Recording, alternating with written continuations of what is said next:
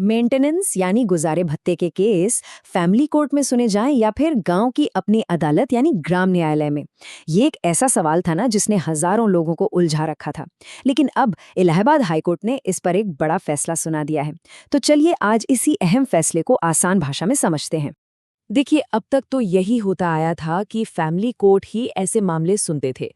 लेकिन फिर आए ग्राम न्यायालय, जिनका मकसद ही था न्याय को गांव-गांव तक, लोगों के दरवाजे तक पहुंचाना। और बस यहीं से असली कन्फ्यूजन शुरू हो गया। सवाल ये उठा कि क्या एक नया कानून एक पुराने और स्थापित कानून पर भारी पड़ सकता है? इसी कानूनी पहेली को हाई कोर्ट ने अब सुलझा दिया है। तो आखिर हाई कोर्ट ने इस बड़ी दुविधा का क्या हल निकाला? चलिए सीधा मुद्दे पर आते हैं और देखते हैं कि कोर्ट का फैसला क्या था। फैसला बिल्कुल साफ और सीधा था। हाई कोर्ट ने कह दिया कि मेंटेनेंस के केस फैमिली कोर्ट से ग्राम न्यायालयों में भेजना पूरी तरह से कानूनी है, पूरी तरह से वैलिड है। मतलब जो प्रशासनिक आदेश पहले से चल रहे थे, उन पर अब अदालत की पक्की मोहर लग गई है। लेकिन ये सोचने वाली बात है कि आखिर ये उलझन पैदा ही क्यों हुई? ऐसा क्या हुआ कि दो अदालतें एक ही तरह के मामले पर अपना अपना हक जता रही थीं? इसकी जड़ में है दो अलग-अलग कानून जिनके बीच एक तरह का टकराव दिख रहा था। चलिए इस कानूनी टक्कर को थोड़ा और करीब से देखते हैं। इसको ना ऐसे समझिए, मान लीजिए मैदान में दो खिलाड़ी थे। एक था 1984 का फैमिली कोर्ट एक्ट, जो सालों से पारिवारिक विवादों का चैंपियन बना हुआ था। और फिर मैदान में उतरा 2008 का एक नया खिलाड़ी, ग्राम न्यायालय अधिनियम, जिसका वादा था कि वो गांव के लोगों को उनके घर के पास ही न्याय दिलाएगा।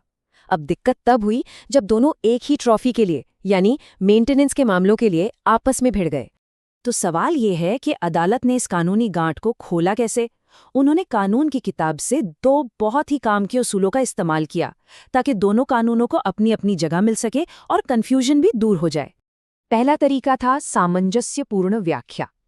सोचिए, आपके पास दो अलग अलग नक्शे हैं और दोनों एक ही मंजिल का रास्ता बताते हैं।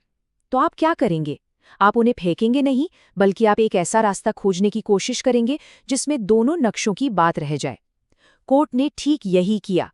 कोर्ट ने कहा कि ये कानून एक दूसरे से लड़ नहीं रहे हैं, बल्कि एक ही मंजिल यानी लोगों तक न्याय पहुंचाने के दो अलग अलग रास्ते हैं।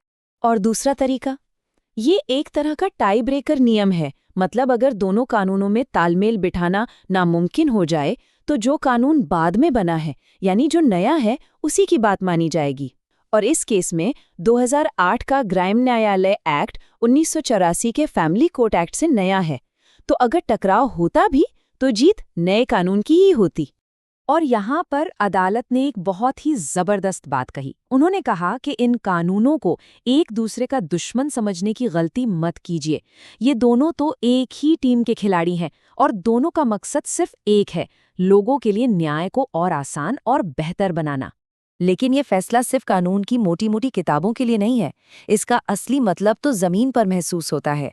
इसका असली मकसद है न्याय को आम इंसान के दरवाजे तक पहुंचाना।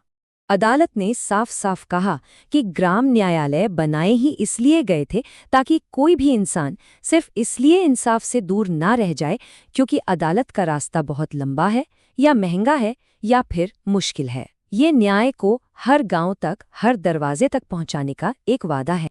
और ये ताकत ग्राम न्यायालयों को यूं ही नहीं मिल गई। 2008 के कानून ने उन्हें बकायदा 3 बड़ी शक्तियां दी हैं। पहली, मेंटेनेंस के केस सुनने का सीधा अधिकार। दूसरी, फैमिली कोर्ट में पेंडिंग पड़े केस को अपने पास ट्रांसफर करवाने का अधिकार। और तीसरी, जरूरत पड़ने पर दूसरे कानूनों पर भी प्राथमिकता पाने का अधिकार। ये एक बहुत मजबूत कानूनी कवच है। तो ठीक है, ये सारी कानूनी बातें हो गईं, लेकिन इस पूरे विश्लेषण का आम इंसान के लिए क्या मतलब निकलता है? इसका मतलब बिल्कुल सीधा है। अब न्याय के लिए लंबी लंबी यात्राएं खत्म। जो लोग पहले मेंटेनेंस जैसे जरूरी मामलों के लिए जिला मुख्यालय के चक्कर काटते थे, अब उन्हें अपने ही इलाके में, अपने घर के पास न्याय मिल सकेगा।